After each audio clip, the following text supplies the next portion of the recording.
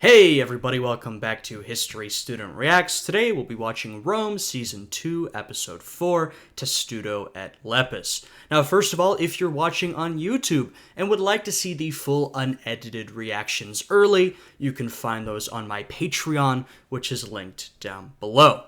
Now last episode we had a lot of dramatic events, right? Pullo and Vorenus truly broke up as friends. They had a big blowout fight. Cicero finally stood up to Antony, and Servilia tried to poison Attila and perhaps succeeded. I guess we'll find out in this episode. So with that, please leave a like, subscribe, all that good stuff. And if you're watching on Patreon, thank you so much for all of the support. Now let's jump right into this reaction. Oh my. That was poisoned. I want music. Bring the flute down. That was supposed to poison Attila. Gripes, Domino. The lyre player, then. Oh no. He died last Lupercalia, Domino. I have been looking for a replacement, but they are very expensive at the moment. But there's no music at all. Althea seems... Just a reminder, guys. That was the bowl of food that was poisoned in order to kill Attila. I worry about this servant girl, or slave, who just took a sip of it. She might be about to drop dead. Will Attila still... I don't know what's gonna happen, okay? This is a big moment. Just waiting for Attila to take a bite.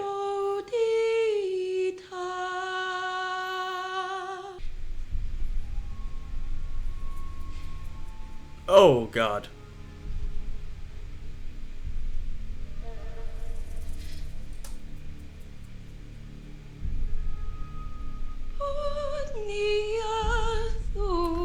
This is morbid.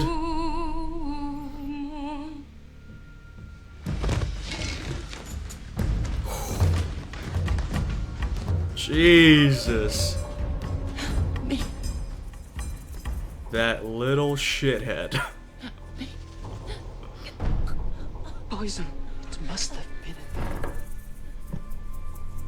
it. Oh. You're on notice.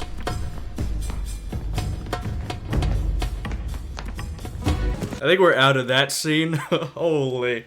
Yeah, that was high intensity, I will say. Y'all saw at the end of the last episode, I legitimately thought Attila might be dead. I really did. I will say that's why a lot of monarchs throughout history have had food testers who would test the food before they ate it so that they wouldn't be poisoned to death. That's what we saw right there. Obviously unfortunate for the server in that case. But yeah, that was directly intended for Attila on the orders of Servilia. So, an assassination attempt thwarted, though not on purpose. Oh, God. This is brutal.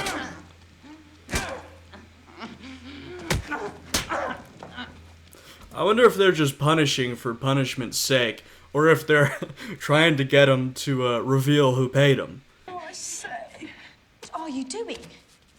Who is this? One of the servants tried to poison me. What have you been doing to the servants that they want to murder you? Nothing. This is Servilia's work. It is. With Antony gone, she thinks she can just do as she pleases. If you know it's her, why are you torturing him? Because it isn't a legal confession unless there's torture. Just take Servilia to court. No. I'm gonna kill her. Okay, so they know who's responsible, right? This torture, frankly, is more for the sake of torture, as Attila sits by, rather emotionless. Forgive me. I did not know the boy was corrupt. I will take my life if I must, but please know that I've been faithful. Damn blood. It stained my dress. I was misled, and I failed you miserably.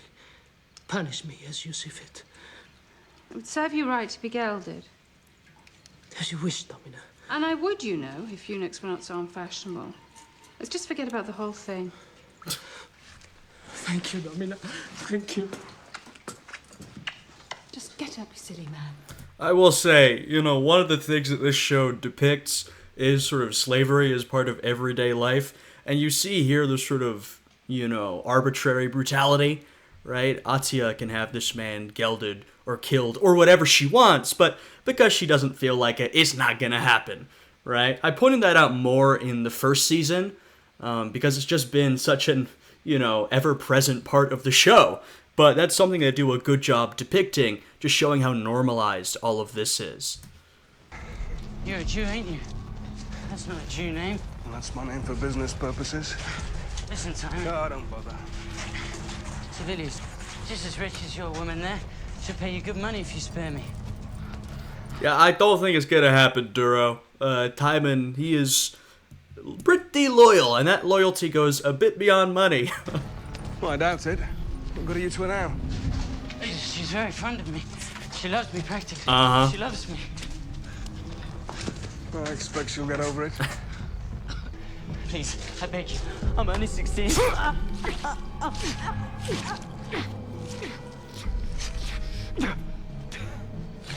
Yeah, I mean, he was never gonna make it. We're done for the night, boss. I got the woman waiting. Huh? Yes. We're done.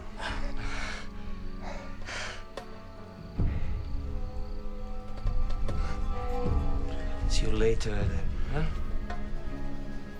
Pleasant work, huh?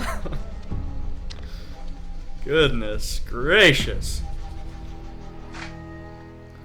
It seems like we might get a more fleshed out Timon this season, which would have kind of seemed crazy to me in season 1, but we've seen some of his family, his, I believe, brother coming in from Judea. We're actually getting more of his character. Lord, protect us. What has happened? Nothing. Business. Business? Can you not at least wash off your business before returning home? Why? Not ashamed of it. Children, go and play outside. Stay where you are. Brother. I'm their father, not you. You don't tell my children what to do.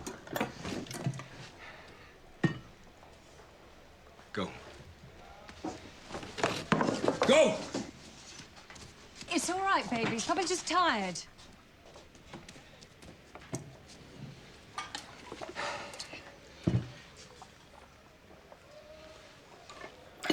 Yeah, you might have washed yourself off before you came home, man. I mean, you want to bring this unpleasant business back home? Seemed like maybe he was a little regretful or something. Definitely bothered by that whole thing. I'm not sure exactly why, right? Maybe the sort of brutality's getting to him. I don't know, but something seemed to bother him. Tired. Because he's done violent acts throughout the series. You breathe this fetid air of Rome, but you are not Roman. You walk her beshitted streets. You speak her mongrel language, but you're not Roman. You're a Jew. You may forget that.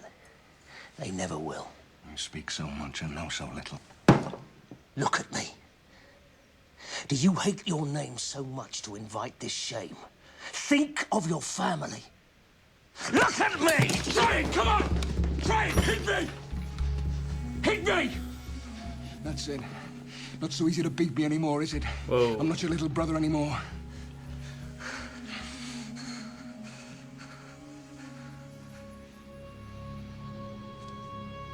Yes. Yes.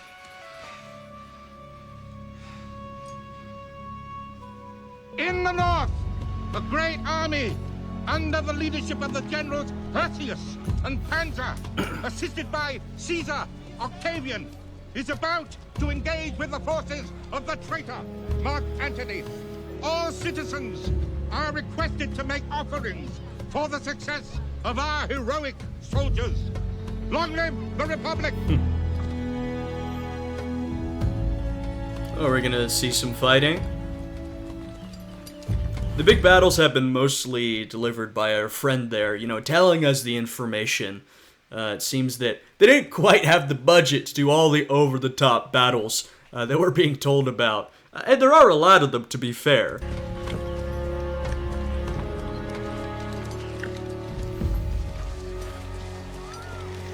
Okay, this is the aftermath.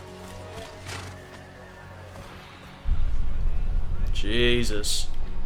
Roman versus Roman, once again. Vorenus. I must be wondering if he's even alive at this point.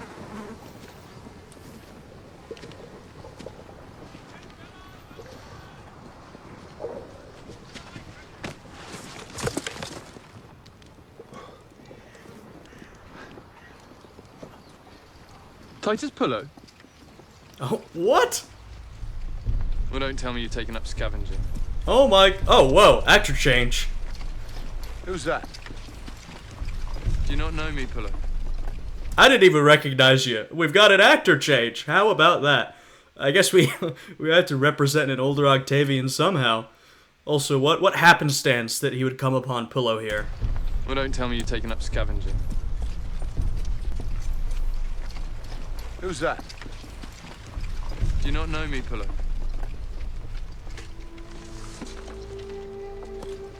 Is that you, young master? It's fine. We're old friends.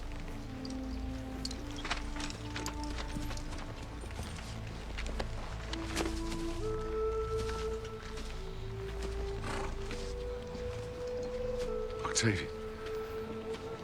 They call me Caesar now, Pullo. All grown up. Always knew you had it in you. You won then. So it seems. How? I mean, no offense. I can't take much credit. The legions under Hirtius and Panzer did heroic work. The rest I owe to Agrippa. Yep. This is great. Also, I love Pullo. Always so straightforward. How? No offense, by the way. So, this is fantastic. So we have, Octavian plus the Senate, essentially, versus Mark Antony. They win this one. Octavian also pointing out that Agrippa does most of the work. That will be a continuing theme. I pointed this out. Octavian, he's a brilliant political mind. He's not much of a military genius, right? That's what Agrippa is for. And frankly, it's amazing that Octavian managed to find someone who could match him in that other field, right? Just as brilliant as he is with politics, Agrippa matches him in terms of military affairs. So they're the perfect duo. But of course, and I say they sort of won this battle, but there's a whole lot more to go, and it's all going to be very complicated, right? No alliances last long in this era of Roman history.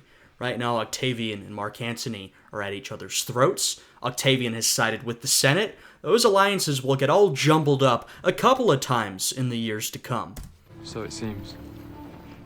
How? I mean, no offense. Can't take much credit. The legions under Hirtius and Panzer did heroic work. The rest I owe to Agrippa. Any road. Congratulations. Thank you. What brings you here, Pullo? You didn't take part in the fighting either, from the look of you. Vorenus left Rome with Antony. I hoped to find him before the battle started. I came to tell him that his children are not dead, but now I must see if he is dead himself. We must find him then. I'll have my tribunes personally search among the wounded. Thank you. I can hardly expect you... Nonsense. If you don't find him here, you do well to comb the Cisalpine hills. Antony and his men have skulked off there. Courier.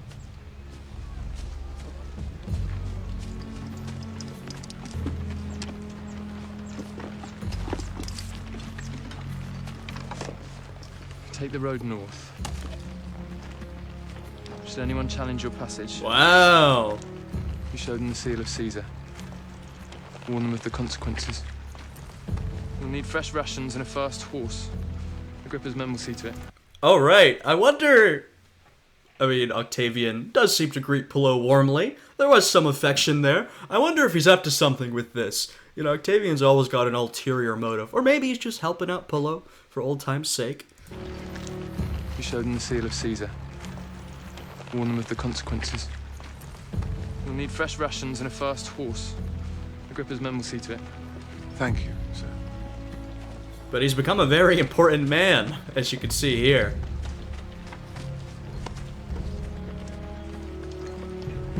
Ah, the conquering heroes return.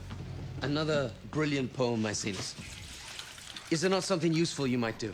Victory is not victory until it has a song. What news from the medics on Hirtius and Panzer? Dead of their wounds, I'm afraid. Both of them. Poor souls. To die in the hour of their glory. Very sad. But, convenient. The victory is now ours alone. Couldn't have worked out better, frankly. You really taught that old bully a proper lesson, eh? It was not a personal matter. It was necessary for the good of the Republic. Of course. Of course. Agrippa, I will say, I mean, I don't know how they're going to depict Octavian heading into the rest of this season. I will say, since it's all for the good of the Republic, of course we know that's not true, but that is a lie. That Octavian was far better at living up to than Caesar was. In that, you know, by the end it became pretty clear old Julius Caesar was becoming a bit of a tyrant, whether you liked him or not. Octavian, now, he will become an authoritarian in his own right, the first emperor of Rome. But he's always a little more convincing than his uncle, adopted father, was, right? He'll always play that line a little better, make the senators feel that they're still important, right? Octavian was good at that sort of stuff. Like I said, I don't know how it'll be depicted throughout this season, but that was true of him, you know, in the real history. Bully a proper lesson, eh? it was not a personal matter. It was necessary for the good of the Republic. Of course. Of course. Agrippa, I've got letters I'm going to want you to take on ahead to Rome. The first goes to my sister. Octavia. I only have the one sister. Agrippa, make sure you put it directly into her hand. My mother has a habit of stealing mail. The next goes to Cicero. Why send a general to do a courier's work? That's all right. I am happy to go. I'm sure you are. Well, probably to send a message, that's why. But I'm sure you are happy to go, Agrippa. I'm glad we're finally getting Agrippa. The next goes to Cicero. Why send a general to do a courier's work? That's all right. I am happy to go. I'm asking Cicero for a triumph. Oh. He'll know I'm serious if Agrippa is there looking Right. grim and soldierly. Exactly. I wish you would tell them to do that further away. It gives me a fright every time. Your troops are gathering. Time to give them a speech. Right. Which speech do you think? The one about money.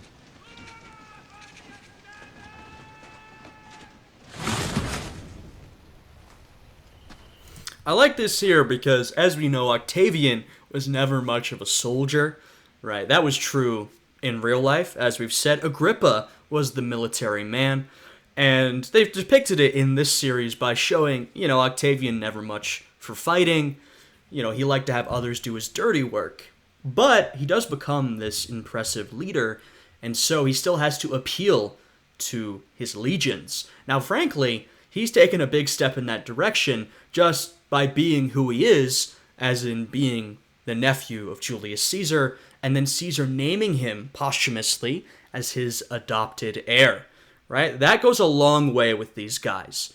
We may or may not see that in this season. That was very true in real life. A lot of these fighting men, a lot of these legionaries, you know, these men, they'd already fought during the Civil War with Caesar. And a lot of them, I don't know percentages, but they had fought on the side of Caesar, right? That's why they were still around and still active. And so a lot of these guys had served under Julius Caesar. So they have a lot of loyalty still.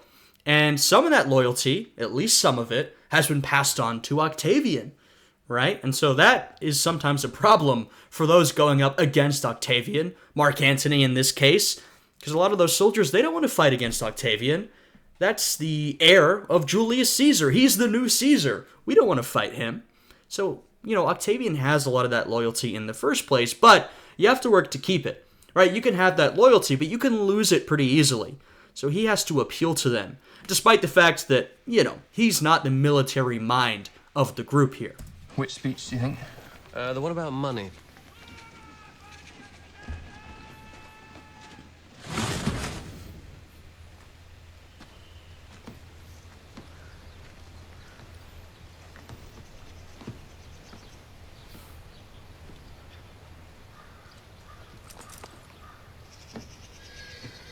Gentlemen, we have done our work well.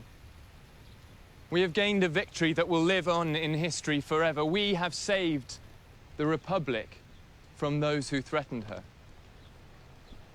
Rome is now in our debt, and we are owed a great deal of money. So while Antony drags the remnants of his men to the frozen north, I thought we might head south. Uh-huh. To Rome. Yeah, and this is, you'll see, this is how alliances break quickly, right? So, Octavian has sided with the Senate against Antony, and now he's like, you know what? I figure they owe me a lot of money, so maybe we'll go back down and have a little chat with the Senate. You know, this is an era where, frankly, the man with the biggest army often has the most power. I mean, that's usually how it is, but it's more obvious here than ever.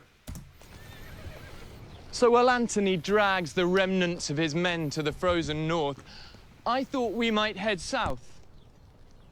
To Rome. What do you say? Is it time to tell the Senate to pay up? Well then, to Rome! March! Exulting! Mars! Exulting! Mars! Exulting! Mars! Exulting! Mars! Exulting! Mars! Exulting! I mean, you see here, in one breath, they say we've done this for the good of the Republic. In the next breath, we're marching south to Rome. And the first part, like I said, is really sort of a farce. But you can see the soldiers here, they don't care much about that loyalty to Rome.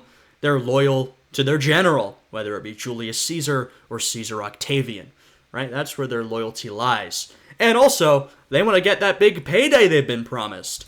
The Republic won't get in the way of that. Vorenus? Oh, wow.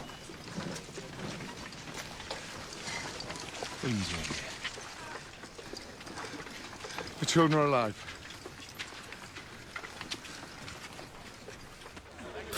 What? That's crazy news. That is crazy news. Glad Vorenus is alive, of course. 8th cohort lost 2 full maniples. 9th almost wiped out. 10th cohort intact. The 4th Legion's much worse, sir. They suffered the full brunt of the attack. Yes, yes. How many did? In total? 8,000 men, sir, give or take. 8,000? Oh, do cheer up. You're still alive, Oh, aren't he you? brought Pascha. I do hope so. If this is the afterlife, it is extremely disappointing. Disband the 4th cohort and use the survivors to reinforce the 3rd. We're heading north. I want to establish a base camp in the mountain before the first snowfall. Yes, sir. On Tribune, don't look so damn grim, eh? Set an example. Yes, sir. Sorry, sir. Off you go. What are you doing back there? You stitching me up or making a dress? Will you? Hurry up, man! A base camp in the mountains, is that wise? General Pascha speaks.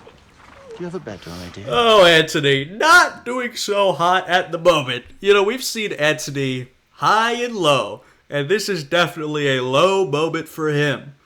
You know, I guess now we get to see how does Antony behave when leading from the front, right? Him rather than Julius Caesar, when he's not in the winning position. All right, we've seen Antony left to govern Rome, and we've seen how he behaves there. Now we see how he acts as sort of the underdog. Although, you know, it's not that simple. Like I said, alliances change. You know, different forces will be up or down at any particular moment. But at this time, Antony is definitely not the winner, right? Well, Antony, sir. Vorenus. Requesting permission to leave the Legion, sir. Now that is a real soldier for you. Most men just slip away into the night, but this one, he asked permission before he deserts me. Well, what is it? It's my children, sir. They're alive and in slavery. Oh. Good news, bad news, huh? I must find them, sir. You'd have been better off just deserting, frankly, Vorenus. You didn't have to come up and ask him. I know Vorenus has, you know, quite the sense of duty, but I don't know how this is going to go. They're alive and in slavery. Oh. Good news, bad news, huh? I must find them, sir. All right. Wow. Number of good men I've lost today. One more isn't going to make any difference. Wow, okay. Thank you, sir. That surprises me. One more thing, boys. Be sure to tell everyone you meet that Mark Antony is not defeated. He will return, and all those that defied him shall pay. Oh, yeah? That fucking little brat Octavian shall be first. You hear me, boys? Will do, Chief. Wow. You know, it's so strange because there's Vorenus and Pullo are really in the middle of this. They have served under/with everyone here, right? Julius Caesar, of course, Mark Antony, Octavian, they're close to all of these guys. You know, Pullo here says, will do, Chief. Yeah, he's still got a tie to Mark Antony. Vorenus definitely does, but Pullo in particular is also close with Octavian, so this is a strange situation. And also, I'm surprised he let Vorenus go so easily. Yeah, sometimes in order to allow Verino and Pullus to go on their adventures, the show sort of lets something slip by. You know, I know the point was, oh, I've lost so many, who cares? I think the Mark Antony we've seen here would have kept Vorenus, but, you know, whatever, it's not a big deal. Shall be first. You hear me, boys? Will do, Chief.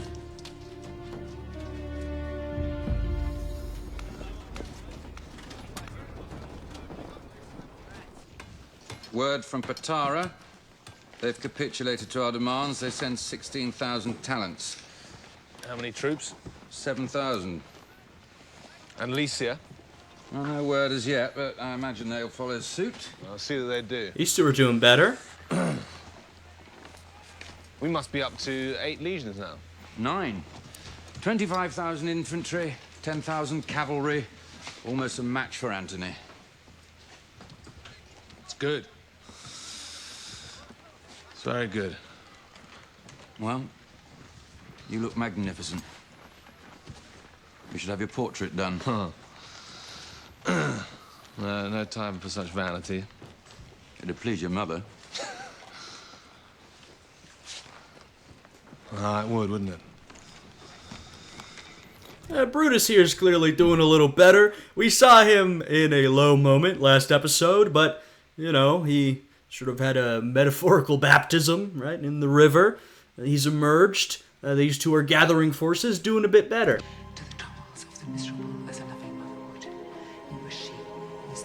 Whoa. The mistress and governess of all the elements. Well, that wasn't so difficult. They got her. Is Atia... Well, it looks like Atia's finally gonna get her revenge. I wonder what she will decide to do. I've never been happier in my life. Then why do you keep talking? Kill me. When you kiss my feet, beg for me to end your suffering. Then I'll kill you. Do as you like. Time. Is Timon gonna refuse or something? Is that what we're building towards? You think it's me you degrade now, but it's not. It's you. As long as you live. Both of y'all are pretty bad. I mean, I'm not gonna... You know, Servilia is trying to take the moral high ground. Nah, not with everything you've done. Now, I'm not saying Atia is great either. The only way I could see Servilia surviving is if we're building towards Timon, like, refusing or something. But, I mean, Atia's got other people. I don't know. I should just watch it play out. It's me. Stop yapping. Now, but it's not. It's you. As long as you live, you will feel degraded and defiled by this. No, she won't. This is Atia. Yes, Servilia's scared. Get on with it.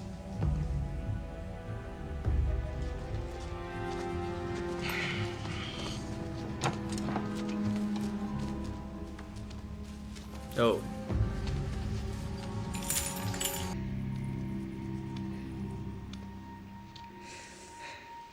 I you had enough? Oh, God. Could have seen that coming. Continue.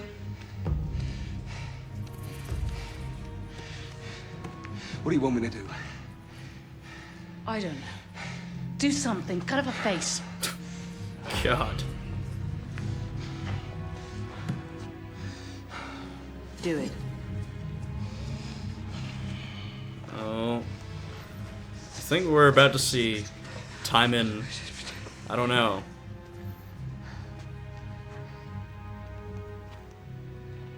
You should just end it at this point. It'd be merciful. Get up! Get up! Get up! What are you doing? Go! Whoa. I am not an animal!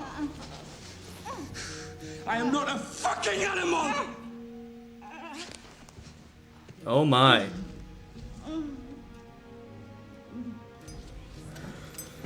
Okay, so interesting. First of, okay, wow. You expected something to happen with Timon. I didn't think he'd stand up so soon. Maybe a little sudden. But I get the character shift he's been going through. And I frankly thought he might just kill Servilia to end it mercifully. But somehow she manages to survive. I cannot believe that both her and Atia are still alive at this point. I really can't. Getting cooler. Be dark soon. Good time to set up camp, maybe. You make camp if you want. I'm not stopping. So you can still talk. Thought maybe you'd forgotten how. Talk when I need to. There's nothing to say. Still angry with me, then? No. Yes, well. Listen. I'll get to the nub of it. About Niobe. What of her? What I said back in the Collegium about me and her. We never.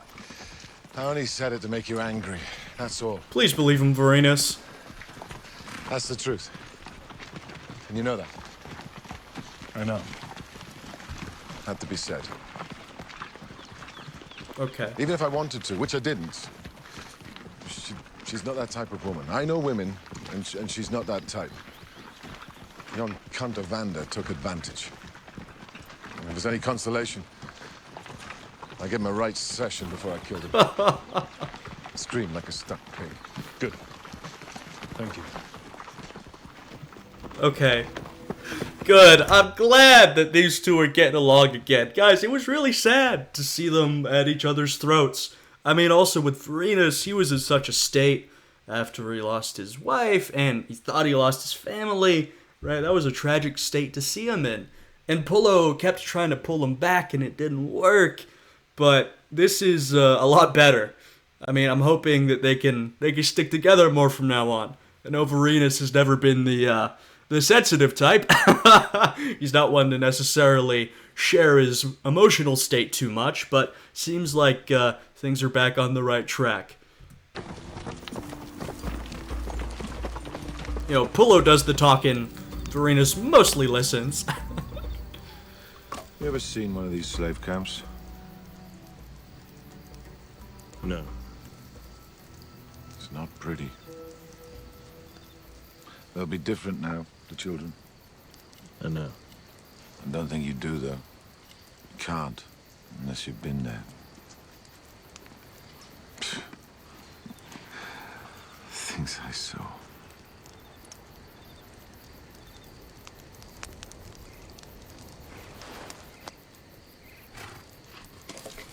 Any road, they'll be different. You should be ready. I don't care what they're like. I just want them back. All I'm saying,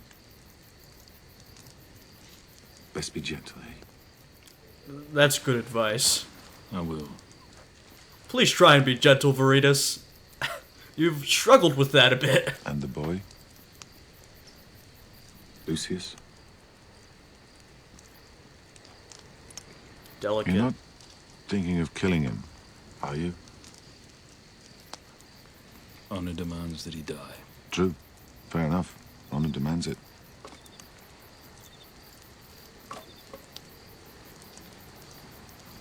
Most likely won't sit well with the girls, though. If you do, kill him. And, I mean, Niobe said not to blame him. You know, come on, Vorenus. I know, frankly, he was tempted when he saw the boy last time. I like that Pullo's try to, you know, ease him in a little bit. Tell him to be gentle, which is true. Vorenus, you know, he's been pretty harsh lately. And like I said, he's been going through it. And also, please, let the boy live. It's not his fault. Most likely won't sit well with the girls, though. If you do, kill him. You talk too much.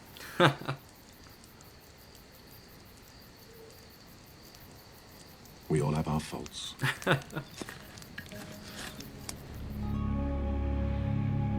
It's one of the best things about you, Pullo. Octavian won.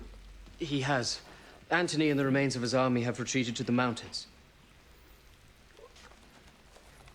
Are they both unharmed? Octavian is very well. Antony's alive, but we know no more than that.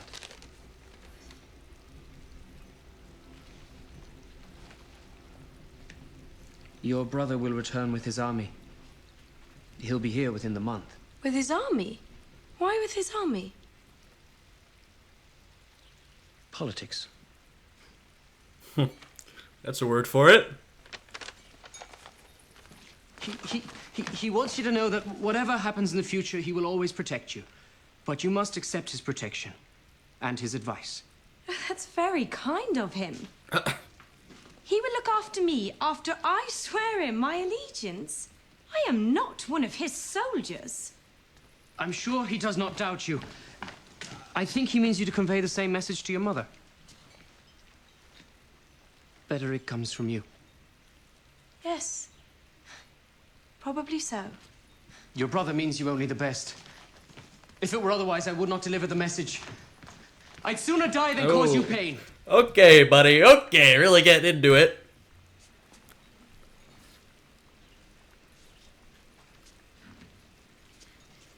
I hope you live a long life then.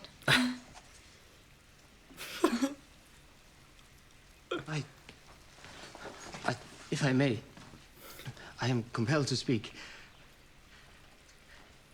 Ever since I met you, my soul has burned with... So is, my brother eating properly? Good deflection. He would starve himself unless someone forces him to eat. Yes. Yes.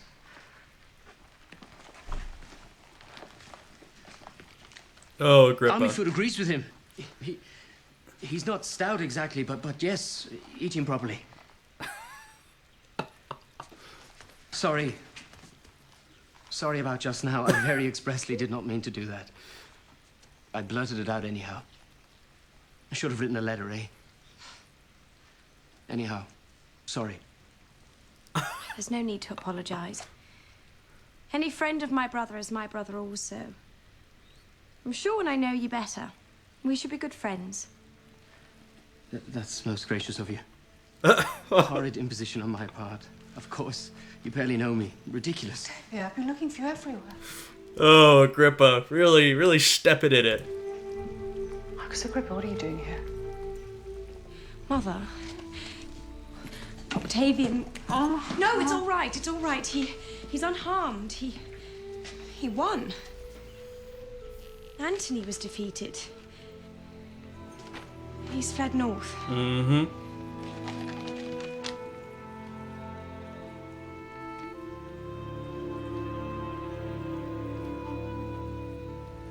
This is wonderful news. It might be time to get on board with your son's cause, Atia. Right? Because she's sort of been... Well, frankly, she sided with Antony. She sided with Antony. Not entirely. She wanted to keep her son safe, obviously. But she sort of decided to throw her lot in with Mark Antony. Now Octavian's on the up and up. Like I said, in a time like this, those things can change. But he's your family, he's your son, and he also has quite a lot of political power, and he's now heading for Rome. So, maybe time to get on his side.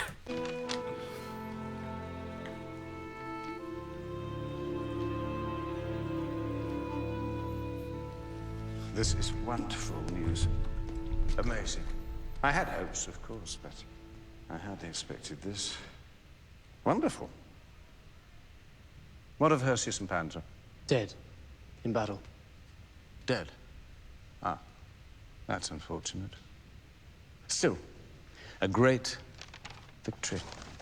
Lead on. This is good. I like, Agrippa playing the lover boy. We go to talk to Octavia. We see here, he's playing his role, right? We've seen, as I've said, this is an era of politics. I earlier said, whoever has the biggest army wins. That's not expressly true, right? There's a lot of maneuvering and politics and strategy in there. But what is true is that you need some sort of violence or physical force in order to be a force in this era. This is why Cicero has such a hard time. And when he is, sort of making moves, he has to ally himself with someone who does have those legions. Like, in this case, teaming up with Octavian against Antony. So now we see a very familiar scene, which is Octavian has essentially sent Agrippa here to threaten Cicero, maybe directly, maybe indirectly. We've seen Antony got very direct with his threats, would sometimes literally attack or kill people, in the realm of politics. Agrippa, I guess we'll see how this scene plays out. From what I know, it wouldn't go like that. Octavian had a lot more tact, but you send Agrippa there, your sort of top general, to stand and wait as you read your message. That is an implicit threat, if nothing else. Ah, that's unfortunate. Still, a great victory. Lead on.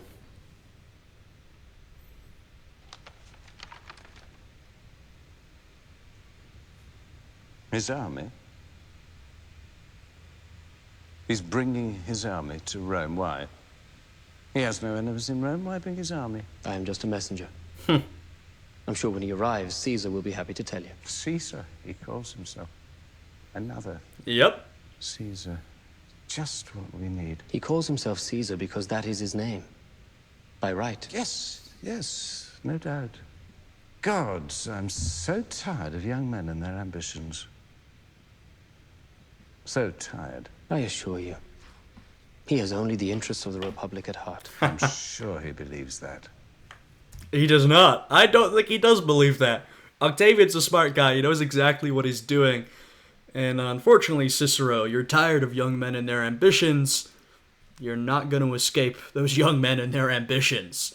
This era is filled with ambitious men. And they often get their way. So tired. I assure you, he has only the interests of the Republic at heart. I'm sure he believes that.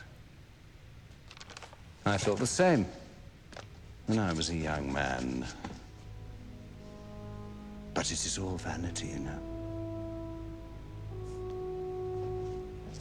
All vanity.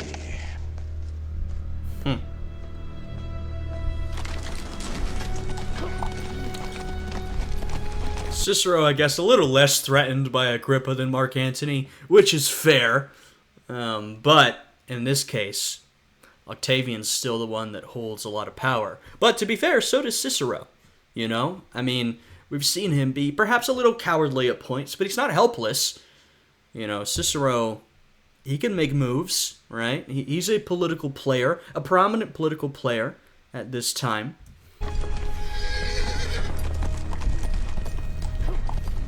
I hope Vorenus' family's alright. By alright, I guess I mean alive? Let me do the talking. There's definitely been a bit of a theme in this episode of, those who serve, whether servants or literal slaves, and what sort of position they're in, and can they escape, or maybe stand up to their masters, right? I think we've seen that a couple times.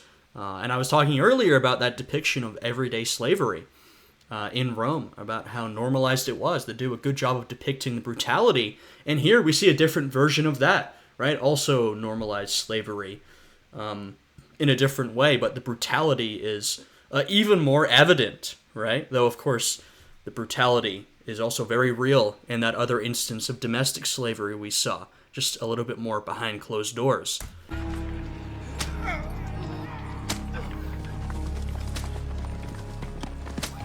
Let me do the talking. Salve, friend. You point us in the direction of the Procurator's office. What do you want to know for? Business. Looking for some runaways. Ah, slave catchers, are you? Something like that. Camp's closed to unauthorized visitors. That right? Good bounty on runaways. Be worth something to you, I expect. Letting you in. Listen to me, you little weasel. You'll get My nothing. friend's a thrifty one, but we're all men of commerce. Yeah, let Pullo do the Where's boss talking. man? Vorenus is frankly not used to negotiating his way or bribing his way out of a situation. It's funny, you know, if you'd asked me earlier in Season 1, I always would have told you, yeah, I'd much rather put Vorenus up in front rather than Pullo. But frankly, throughout Season 1 and into Season 2, that has changed. You know, Vorenus, first of all, is extremely upfront. He's not willing to even tell a white lie. If he feels he's honor-bound to do something, he'll do it regardless of the consequences. And then what we've seen lately is that he's got no stomach for negotiation, right? If he believes something to be true or he wants something, he will take it with anger and violence if necessary. Pullo, funnily enough, is actually the far better talker and negotiator, right? He can get chummy with people. He can make a deal. He can compromise when Vorenus can't. He can bribe if he needs to. It's actually something that, you know, Pullo is much better suited to than Vorenus. Vorenus, and perhaps, you know, this makes sense from their military service, as someone in a position of authority, Vorenus was much more used to giving orders and having them be followed, right? That's what he did. Pullo, that's not necessarily the case for him. Friend's a thrifty one, but we're all men of commerce.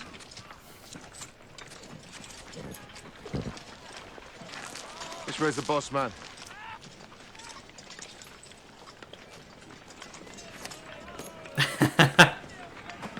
Round the bend, straight on. House with a red door.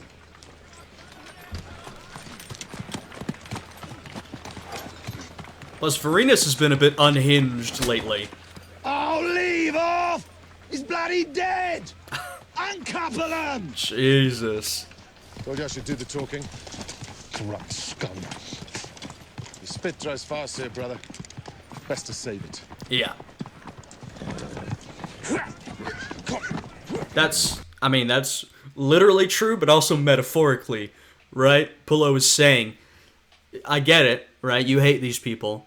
I understand that, but that's not going to get you far, right? Your disdain, that's not going to do anything for you, so keep it to yourself. You know, we don't want to be slashing our way through this camp. That's not going to help us find your family. You're the man in charge. Buying or selling? Titus Pullo, Lucius Vorenus. Here to retrieve some runaways. Heard they got sold to your camp. 2 girls. And a boy. Got papers for him? Not with us. Bill of sale? No.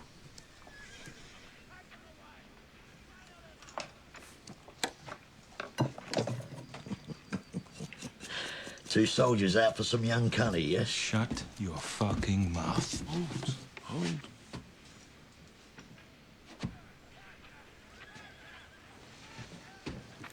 Okay. Come on, Pullo. Handle it. Didn't want to have to go into this, but these children are the private property of Gaius Caesar Octavian himself. Ooh, using the big name. I hope Pullo can make this work, because I like that Vorenus trusted him right there, and also bringing out Octavian's name. Well, Caesar's name. What's his problem? I didn't want to have to go into this, but these children are the private property of Gaius Caesar Octavian himself. He likes to have them serve morning biscuits in bed. Especially the boy. Got it now. Oh, that's ripe. Good story. You see this seal? His orders for us to come find his slaves. What is it? An otter? It's a fucking sphinx. Mark of Caesar. I'd wax this. Mud from Mutina. That's why my friend here's in fighting kit. Straight from the battlefield. It's that urgent. Okay. This is good. I like it. Caesar, eh? Caesar. Want to just beat Mark Antony. What do you think he'd make of a little fella like you who crosses him? Yes, that's all very well. But what if you're lying to me? This is good. This is good.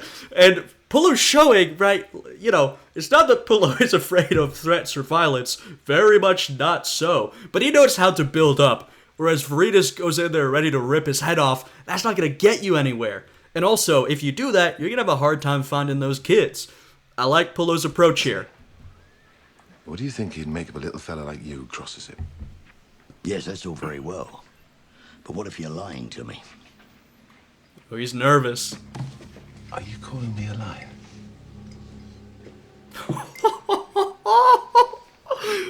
Check the rolls. This is good.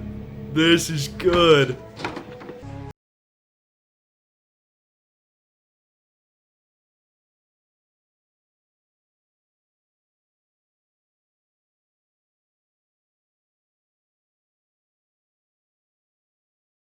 Vorenus is also, you know, showing what the real situation is here, but hopefully they'll get away with it.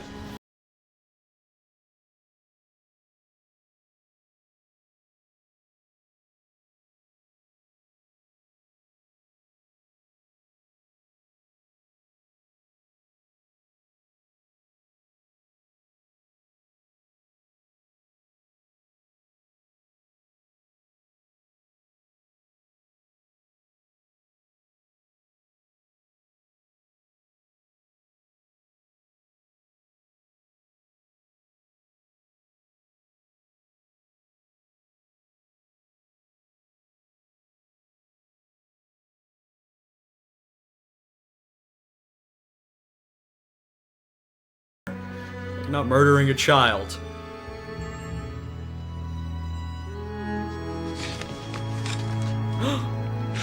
Yes! Come on. That's beautiful. You're not slave catchers? Pullo, kill him! Where is she? Eh? The other one. Where's my daughter? Yeah, now you go with the overt violence, okay? You've revealed the game, but this guy, come on, you can threaten it out of him. Where's my daughter? If she's alive. I'm so happy you didn't kill the boy.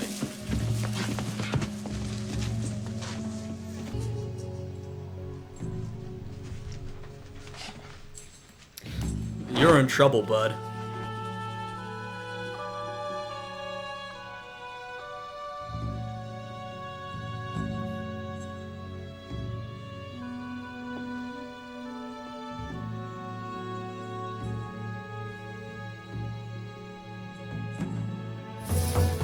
God.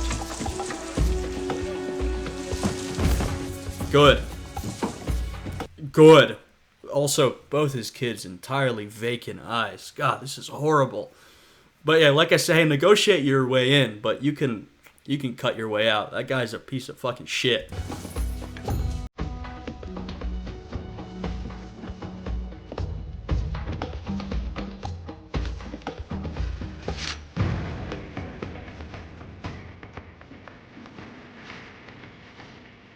Well, they got the kids back.